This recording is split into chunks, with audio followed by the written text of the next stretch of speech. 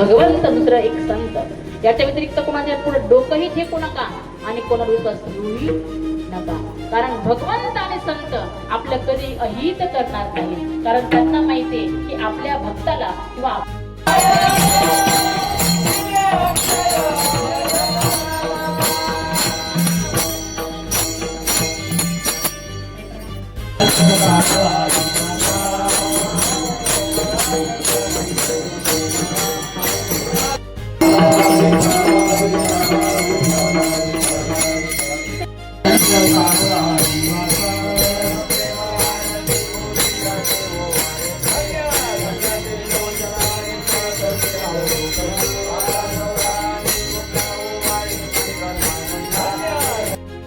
धर्माच्या रक्षणात आणि भक्तांना आनंद देण्यासाठी भगवान परमात्मा अवतार होता. युगा नाही युग अवतार होता. एवढं सुंदर चिंतन मी मांडलं होतं, पण झाल्यानंतर माझा काही दोष नाही, माझा काही दोष नाही. तुम्ही जे कीर्तन घेऊन पाहिजे ना ते तिकडे मला भक्तांना आनंद देण्यासाठी भगवान परमात्मा अवतार धारण करतो. काही घेणं देणं नाही. सामान्यासाठी कोणी भगवान परमात्मा येणार नाहीये, सामान्यासाठी अजिबात येणार नाही. तुमच्या अंतःकरणात त्याच्याविषयी प्रेम पाहिजे, धर्माविषयी प्रेम पाहिजे, निष्ठा पाहिजे, तर भगवान परमात्मा येईल. जेव्हा जेव्हा अधर्म वाढू लागतो, पृथ्वी थरथर कापू लागते. अधर्म म्हणजे काय हो?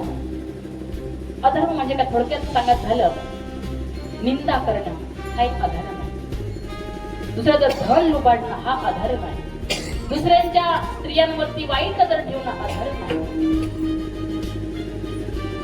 पाप वास निर्माण अंतःकरणामध्ये निर्माण ही अधर्म आहे. या अधर्मापासून वाचा.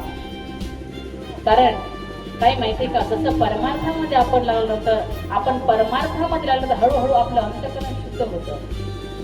त्याचा विपरीत परिणाम आहे. जर आपल्याला संगती वाईट भेटली तर चांगलं अंतःकरण हळूहळू गढूळ व्हायला लागतं. काय व्हायला लागतं? गढूळ. आणि अंतःकरणात ते अंतःकरण एवढं गढूळ होतं, एवढं गढूळ होतं की ते अंतःकरणामध्ये फक्त काम, क्रोध, लोभ, मद, मत्सर एवढं ग्रासतं की त्याच्यामध्ये एवढाच वाहून जातो की त्याला सत्य काय आहे, असत्य काय आहे कळत नाही. काय करायला पाहिजे, काय करू नये हे त्याला कळत नाही. काय होती? बुद्धी त्याची भ्रष्ट होते.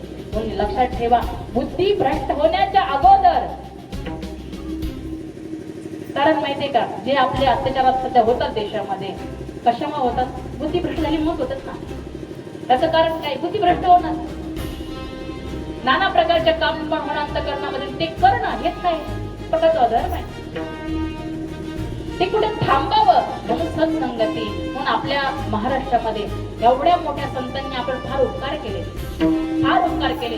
कारण सामान्य घराघरातल्या लोकांचा उद्धार व्हावा, ज्यांना काहीच कळत नाही अशामध्ये देखील उद्धार व्हावा. त्यामुळे हरिपाठ लिहित जावं. कळत नाही तुम्हाला, हरिपाठ म्हणा, हरिमुखे म्हणा, हरिमुखे म्हणा, पुण्याची गणना पूर्ण करेल. संतांनी आपल्यावर फार उपकार केले.